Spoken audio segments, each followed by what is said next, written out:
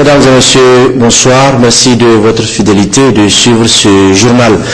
Le président de la République, chef de l'État, Issoufou Mamadou, s'est entretenu ce matin avec l'ambassadeur de France au Niger.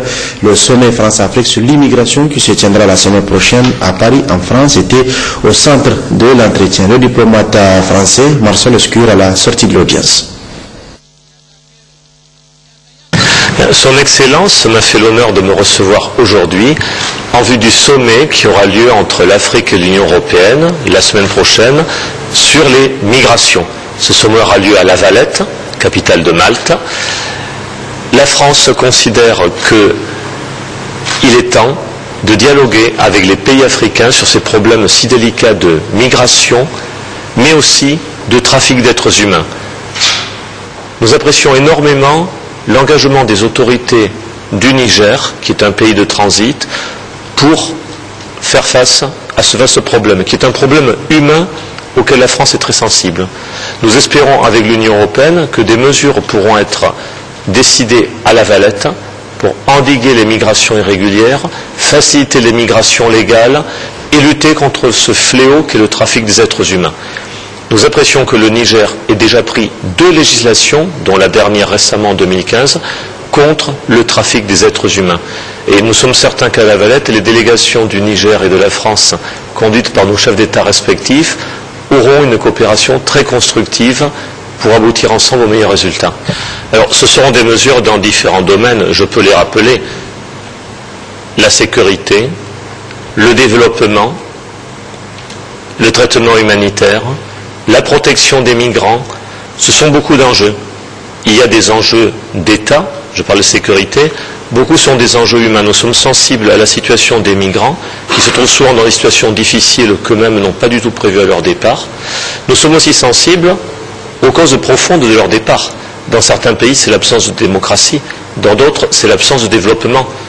Des mesures doivent être prises, et notamment des mesures financières pour soutenir un ensemble de projets de développement qui pourront permettre aux populations de certains pays, l'ensemble des pays africains concernés, de voir l'avenir autrement que par l'idée du déracinement qui parfois peut amener les migrants à risquer leur vie ou à devenir victimes de trafiquants. Ce sont des mesures ambitieuses, mais la volonté politique est certainement là et les moyens seront au rendez-vous. L'Union européenne y veille. Restant à la présidence de la République, où le chef de l'État a également reçu ce matin le commissaire européen en charge de la coopération internationale et le développement, le partenariat entre le Niger et l'Union européenne. Au menu, les échanges. Il a également été reçu par le Premier ministre chef du gouvernement Béji Rafini à son cabinet. And this was an excellent occasion to reiterate the European Union's commitment. Le commissaire est très heureux de la rencontre qu'il a eue avec son Excellence le président de la République. C'était l'occasion pour lui de réitérer l'excellence du partenariat avec l'Union européenne et les engagements déjà pris et qui seront renforcés pour faire face, pour aider le Niger à faire face aux questions de développement, avec une approche globale, des réponses également sur les questions de sécurité, le choc de la sécurité, le choc du changement climatique, et avec une réponse qui englobe non seulement le développement, les questions de la sécurité, paix et sécurité, mais aussi de l'aide humanitaire.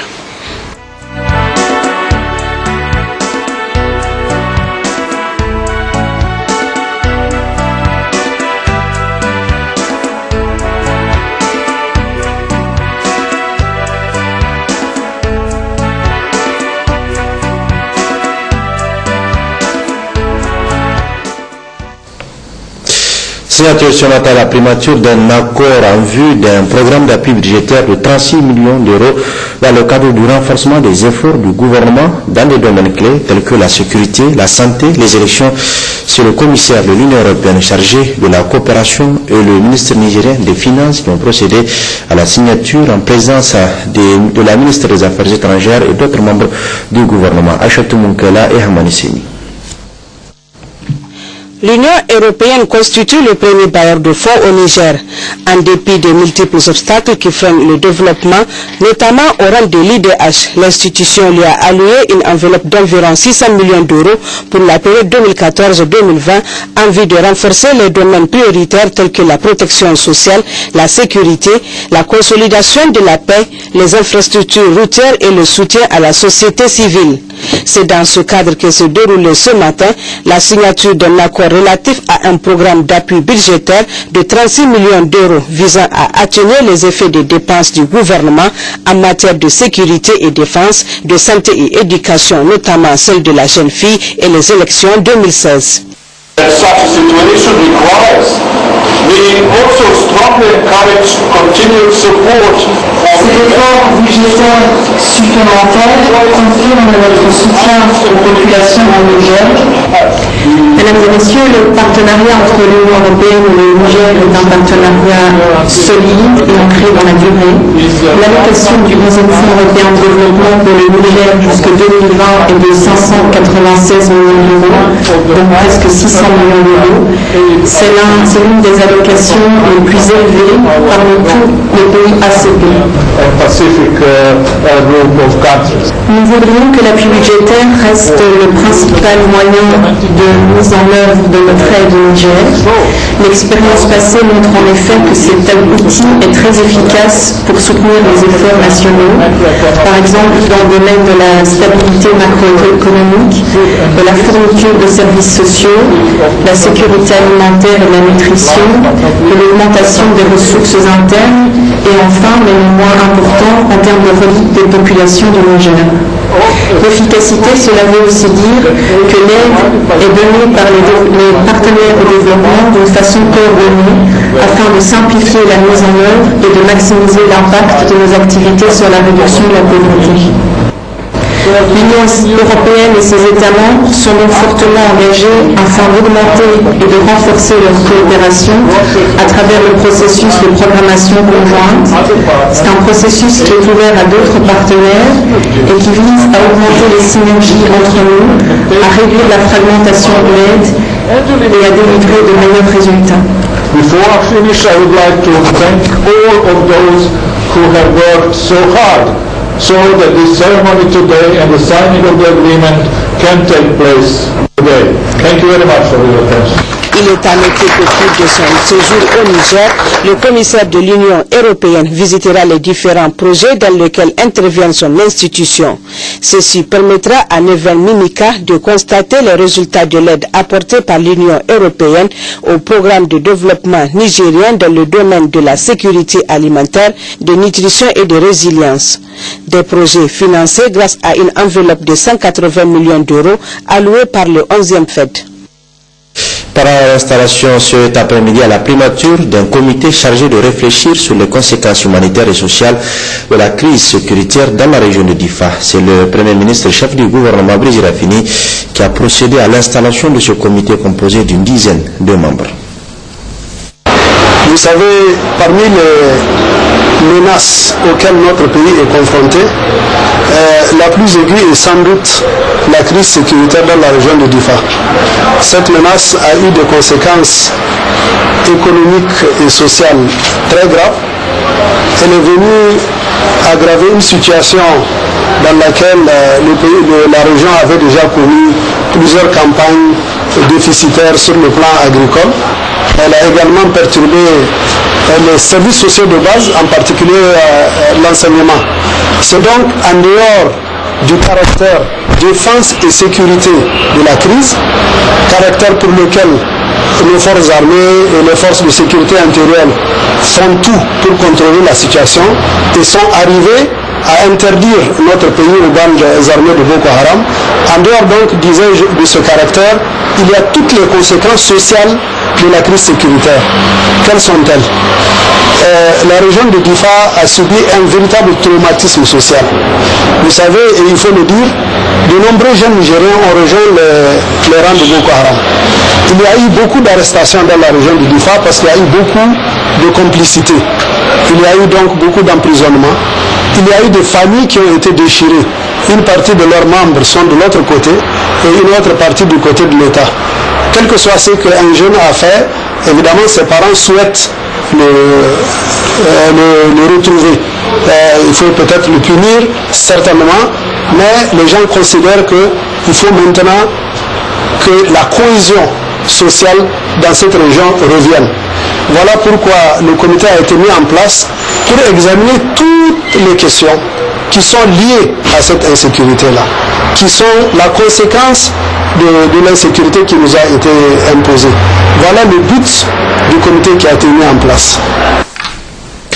Et nous recevons sur ce plateau le directeur régional du bureau de l'Afrique de l'Ouest et du Centre des Fonds des Nations Unies pour la population UNFPA qui a séjour dans notre pays. Monsieur Nabingue Ngom, bonsoir. Bonsoir. Merci d'avoir accepté notre invitation sur le plateau de Télé Sahel. Vous êtes au Niger, cela fait 5 jours. Vous avez assisté également au lancement du projet régional tripartite, Banque mondiale, gouvernement du Niger et l'UNFPA. Est-ce que ce projet porte sur l'autonomisation des femmes et dividendes démographiques au Sahel? Est-ce que vous pouvez nous résumer un peu les caractéristiques de ce projet et ce que ça constitue? Oui, il s'agit d'un projet qui a été, j'avais dit, conçu il y a de cela 2 ans, lorsque le président Issoufou a lancé un appel, donc en présence du secrétaire général des Nations Unies, M. Ban Ki-moon, du président de la Banque mondiale, Jim King, mais également du directeur exécutif de l'UNFPA, le professeur Babatunde Osotomeyen, pour faire en sorte que le Sahel, les pays du Sahel puissent un peu bénéficier de ce qu'on appelle le dividende démographique, qui n'est rien d'autre qu'un ensemble d'investissements visant à accélérer la baisse de la mortalité maternelle et infantile, mais également des investissements qui vont un peu dans le sens de la réduction du taux de dépendance, nous permettant ainsi de dégager une épargne de masse pour financer les investissements. Donc le projet en particulier va nous aider à augmenter l'offre de services de santé de la reproduction, de services néonatales, mais également de services nutritionnels. La deuxième composante porte un peu sur l'offre de services, la demande de services elle-même, pour faire en sorte que les populations, surtout les jeunes filles, puissent un peu en tout cas comprendre un peu et faire face un peu à leurs besoins de santé de la reproduction. La troisième composante porte un peu sur un ensemble de mesures d'accompagnement pour renforcer les capacités des organisations régionales pour répondre un peu aux besoins des 6 pays que sont la Côte d'Ivoire, le Tchad, le Burkina Faso, le Mali, le Niger et la Mauritanie. Donc nous pensons que ce projet va avoir un peu un impact, j'allais dire, significatif au niveau des populations de la sous-région. C'est vrai, ces pays ont demandé à ce que ce projet soit réalisé au sein de leur population. Quel peut être l'apport de ces projets pour ces différents pays, notamment par exemple pour le Niger? Quel changement peut apporter ce projet? Non, nous pensons que le projet va apporter d'importants changements en ce qui concerne l'accès des populations nigériennes aux services de santé de la reproduction. Vous savez que le Niger fait partie des pays où les mariages précoces, les naissances, le nombre de naissances est encore extrêmement élevé, le plus élevé dans le monde. Et nous pensons que ce sont des facteurs à risque et le projet va aider un peu à infléchir ces tendances lourdes. Le projet va nous permettre également de garder les filles dans les écoles, de permettre aux filles qui vont à l'école d'avoir un peu un certain nombre de facilités à travers des appuis, des incitations, donc à travers des financements pour qu'elles puissent rester dans les internats pour ceux qui n'ont pas de tuteur. Donc un ensemble de mesures qui vont créer un peu les conditions pour en tout cas promouvoir le bien-être de la jeune fille et en faire des agents de développement plein. Donc, à même améliorer la santé de la reproduction et l'éducation pour les femmes et les filles au Sahel, c'est ça l'objectif du projet. Mais également dans votre agenda, vous êtes déplacé, vous êtes rendu à Difa, vous avez rencontré les autorités locales, les élus locaux, des réfugiés, le groupement féminin, le groupement des filles, le CSI, financé par l'UNFPA. À Difa, qu'est-ce qu'il faut retenir de votre déplacement? Je pense qu'il faut d'abord retenir l'acuité des besoins donc liés au déplacement massif des populations de la sous-région à la suite du douloureux problème qu'on appelle Boko Haram. Et je pense que la deuxième chose, qu'il faut noter, c'est vraiment l'excellent accueil dont les populations venant par exemple du Nigeria ont fait l'objet, mais également les difficultés que les populations déplacées continuent à vivre à cause un peu de ce douloureux problème. La troisième chose qu'il faut retenir, je pense, c'est l'importance d'investir dans la jeunesse pour contenir un peu en tout cas j'allais dire l'augmentation le développement du phénomène Boko Haram ou du phénomène des djihadistes, parce que c'est principalement lié au déficit de politique efficace en faveur des jeunes. Je pense qu'il faut les protéger en investissant dans l'éducation, il faut les protéger en investissant dans la santé, il faut les protéger en investissant dans des opportunités d'emploi pour que, en tout cas, l'espoir puisse revenir et que ces jeunes puissent vraiment participer pleinement à la construction d'un Sahel, j'allais dire, fort. La quatrième chose qu'il faut retenir, c'est l'excellent travail qui est en train d'être fait par les agents du système des Nations Unies et les autres partenaires au développement d'ailleurs, que j'ai eu l'occasion de rencontrer hier et à qui j'ai rendu un hommage vibrant pour le soutien qu'ils apportent un peu aux populations déplacées.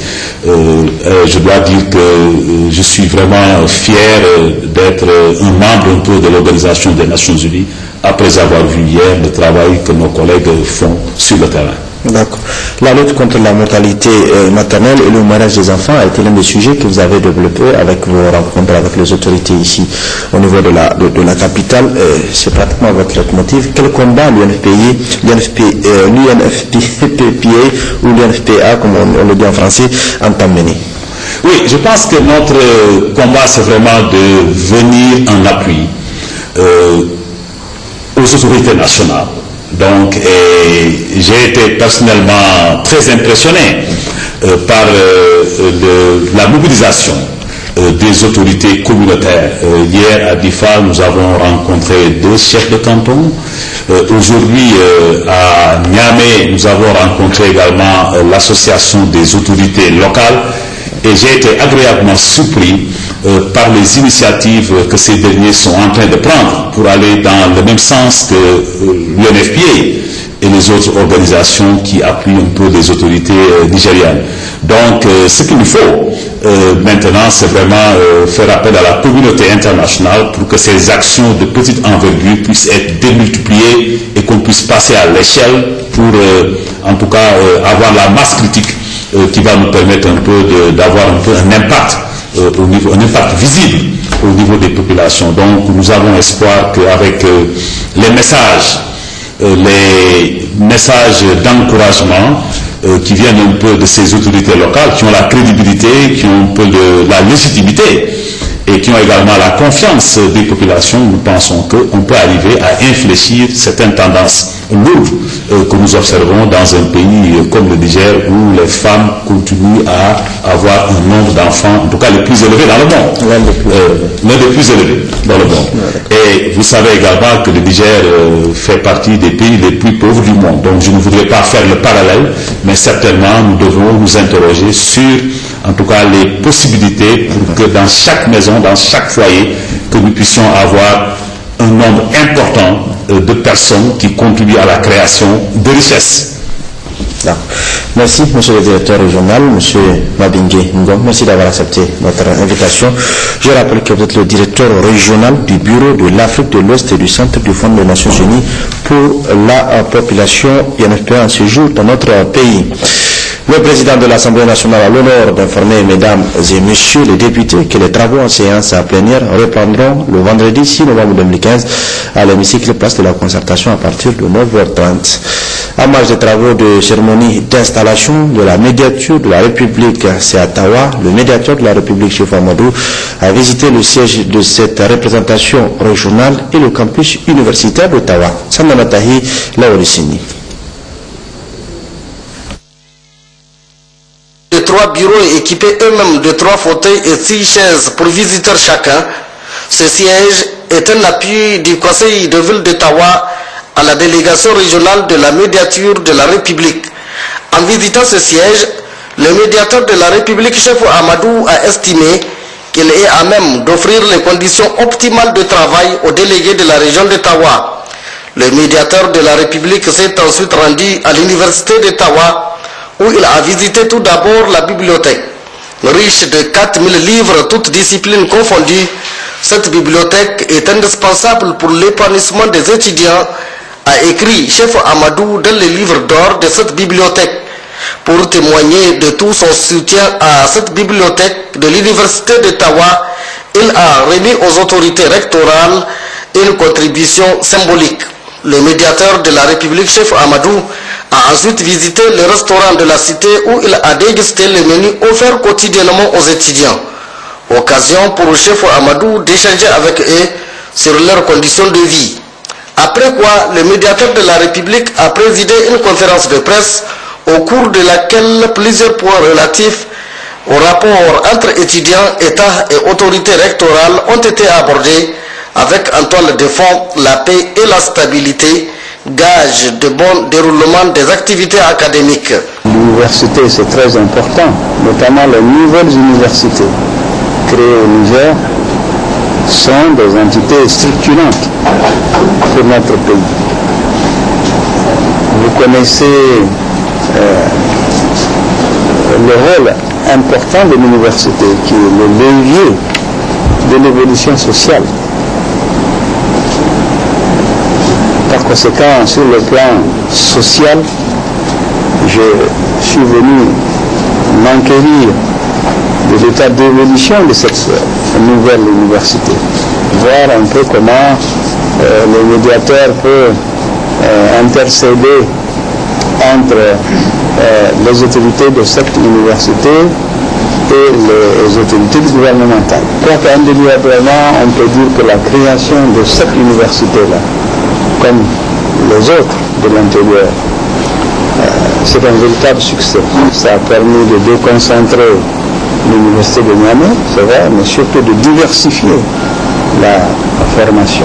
Corroborant les propos du médiateur de la République, le recteur de l'université de Tawa, Ado Maman, a noté avec satisfaction les succès enregistrés, mais qui ne doivent nullement occulter les difficultés liées à l'insuffisance des infrastructures dues au flux des étudiants. Il a enfin demandé au médiateur d'intercéder auprès des autorités compétentes pour bannir les conflits se traduisant par des bagarres rangées et autres séquestrations. La culture de la paix dans le bassin du lac Tchad était lundi dernier à Difa au centre de travaux d'un colloque international organisé par l'université de Difa. C'est le ministère de l'Enseignement supérieur qui a présidé cette cérémonie d'ouverture qui durera 3 jours. Adraman Boukari, Adraman Mazou. Ce colloque qui se veut une collaboration de l'université de Difa dans la recherche de solutions face à l'insécurité grandissante née des exactions perpétrées par les éléments de la nébuleuse Boko Haram dans les États du bassin du lac Tchad en général et dans la région de Difa en particulier, a pour objectif de mobiliser la communauté scientifique nationale et internationale pour réfléchir sur la situation des villes, villages et campagnes du bassin du lac Tchad au sortir de la guerre qui a profondément meurtri les populations. La finalité des réflexions sera d'une part de proposer des idées qui seront soumises aux partenaires pour accompagner ces populations et d'autre part de mettre en place un réseau sous-régional à même d'organiser des colloques tournants sur les 5 pays du bassin du lac Tchad afin de mener des réflexions permanentes sur les problèmes écologiques et de développement dans les 10 États. En somme, ce colloque s'inscrit dans la droite ligne de l'engagement que le président de la République, son Excellence Issoufou Mahamadou, et le Premier ministre Birji Rafini ont pris pour que le Niger et le bassin du lac Tchad tournent définitivement le dos à l'insécurité et aux menaces qui affectent le développement socio-économique, comme souligné par le ministre de l'Enseignement supérieur, de la Recherche et de l'Innovation, M. Asman Abdou, dans son discours qui consacre ainsi l'ouverture officielle de cette rencontre d'envergure internationale. Votre présence ici est comprise comme un témoignage de votre attachement à la paix et un très fort soutien aux populations de la région de Difa en particulier, à celles de tout le bassin du lac Tchad en général, victimes d'une guerre atroce imposée à nous par la secte Boko Haram. Comme vous le savez, dans le cadre de la résolution de conflits, l'État du Niger a mis en place des structures compétentes pour apaiser et résoudre le conflit intercommunautaire et consolider la paix afin de favoriser l'ancrage d'un État démocratique. L'organisation de ce colloque s'inscrit dans ce cadre et vient comme une contribution complémentaire aux importants efforts tant nationaux qu'internationaux de construction et de construction très chers aux plus hautes autorités de notre pays, au premier rang desquelles son Excellence El-Hajj Issouf Mahamadou, président de la République, chef de l'État, pour qui la paix et la sécurité sur notre territoire n'ont pas de prix. Nous saluons cette initiative de l'Université de Difa, car cela fait d'elle un centre de proximité, de développement et de solutions intégrées. Par cette voie, l'Université de Difa assurera rapidement son enracinement dans la prise en charge et la solution de problèmes communs autour du grand bassin du lac Tchad. Pour le gouverneur de la région de Difa, le général de division Abdou Kaza, le président du conseil régional, M. Maïrou Malem Ligari, et le maire de la commune urbaine de Difa, M. Hankaro Birkassem, cette initiative qui mérite d'être soutenue et encouragée cadre parfaitement avec les préoccupations actuelles de la région de Difa. C'est pourquoi ils ont sur place réitéré leur engagement à assurer la réussite de ce colloque avant d'inviter les participants à une analyse approfondie sur toutes les thématiques qui seront débattues au cours de ce colloque. Autre intervention ayant marqué la cérémonie d'ouverture de cette rencontre, celle du recteur de l'université de Difa, le professeur Ali Mahaman, et celle du professeur Saadou Mahaman, recteur de l'université Andiko Dankolodo de Maradi, qui ont pour leur part rappelé à la communauté scientifique nationale qu'internationale le rôle qu'elle doit jouer pour assurer la réussite de cette rencontre d'une utilité certaine pour les populations. Quant aux représentants des universités de Yola, Maïdougouri et de l'Espagne, ils ont en cette heureuse circonstance salué l'organisation de ce colloque avant de réitérer l'engagement de leurs institutions respectives à collaborer avec l'université de Difa.